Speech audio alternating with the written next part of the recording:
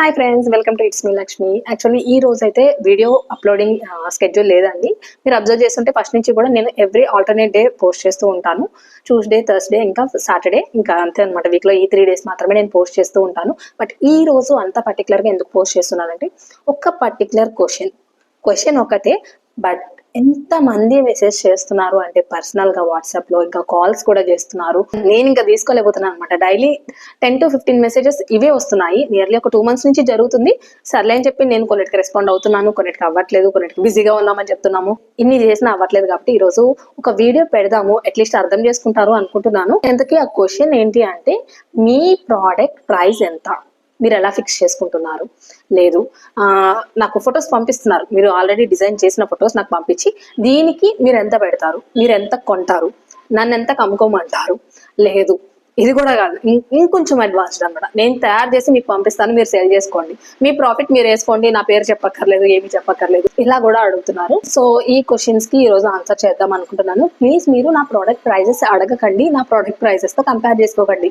మీరు చేసే ప్రోడక్ట్ కి ప్రైజింగ్ ఎలా అని చెప్పి నేను ఆల్రెడీ ఒక షార్ట్ చేశాను, ఆల్రెడీ ట్యాగ్ చేశాను, లేదంటే ఈ వీడియోలో కూడా కింద ట్యాగ్ చేస్తాను, అది చూడండి. రా మెటీరియల్ కాస్ట్ ఎవరికైనా ఒకటి, షిప్పింగ్ డిఫరెంట్ పడుతుంది. ఒక్కొక్కరి దగ్గర షిప్పింగ్ ఒక్కో ప్రైస్ ఉంటుంది, దాన్ని మీరు బ్యాంగిల్స్ లో యాడ్ చేసుకోండి. నేను అది కూడా క్లియర్ గా చెప్పాను. ఇంకా మీరు డిఫరెంట్ ఉండేది ఏంటి, మీ ప్రైస్ కి నా ప్రైస్ కి, ఎవరి ప్రైజెస్ కైనా ఎఫర్ట్ కి మీరు ఎంత తీసుకుంటున్నారు అనేది మీ ఇష్టం కదా. మీ ఎఫర్ట్ కి నేను ఛార్జ్ చేయలేను, మీకు అర్థమవుతుంది కదా. మీ ఎఫర్ట్కి నేను ఛార్జ్ చేయలేను అనమాట. మీ శ్రమకి మీరే గుర్తింపు తెచ్చుకోవాలి, అంతకి ఎంత పెట్టగలను నేను ఏంటి అని. ఫర్ సపోజ్ మీరు నాకు ఫొటోస్ పంపిస్తున్నారు, నాకు ఆ డిజైన్ బాగా నచ్చచ్చు, 300 రూపీస్ అని నేను ఫీల్ అవ్వచ్చు. కాకపోతే 300 రూపీస్కి కొనే క్లయింట్ మీకు రాలేదనుకోండి, సేల్ ఉండదు కదా. లేదు, నాకు అది అంత ఎఫెక్టివ్ అనిపించలేదు, 100 రూపీసే నాకు అనిపించింది, మీకు ఎఫర్టే 150 రూపీస్ పడి ఉండొచ్చు, మీకు అది వర్కౌట్ అవ్వదు కదా. సో డిఫరెన్స్ ఉంటుంది, ఒకరి ప్రైస్ ఇంకొకరితో మిక్స్ అవ్వదు, మ్యాచ్ అవ్వదు.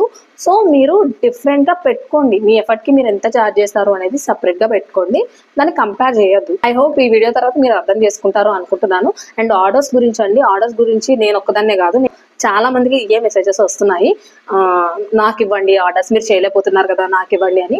అట్లా అవ్వదండి, అట్లా వర్కౌట్ అవ్వదు. ఫర్ సపోజ్ ఆలోచించండి, నా దగ్గర ఒక క్లయింట్ వచ్చారు, నా దగ్గర డేట్స్ లేవని చెప్పాను, నా దగ్గర లేదండి ఇంకొకరి దగ్గర తీసుకోండి అంటే వాళ్ళు ఎట్లా రెస్పాండ్ అవుతారు? ఆ విషయం మాకు తెలియదా అన్నట్లు ఫీల్ అవుతారు. సో అది ప్రాక్టికల్ గా వర్కౌట్ అవ్వదు. అండ్ నేను నా డిజైన్స్ మాత్రమే సెల్ చేస్తానండి, ఇంకొకరి డిజైన్స్ నేను తీసుకుని సెల్ చేయను, అదొకటి మీరు కన్సిడర్ చేయండి.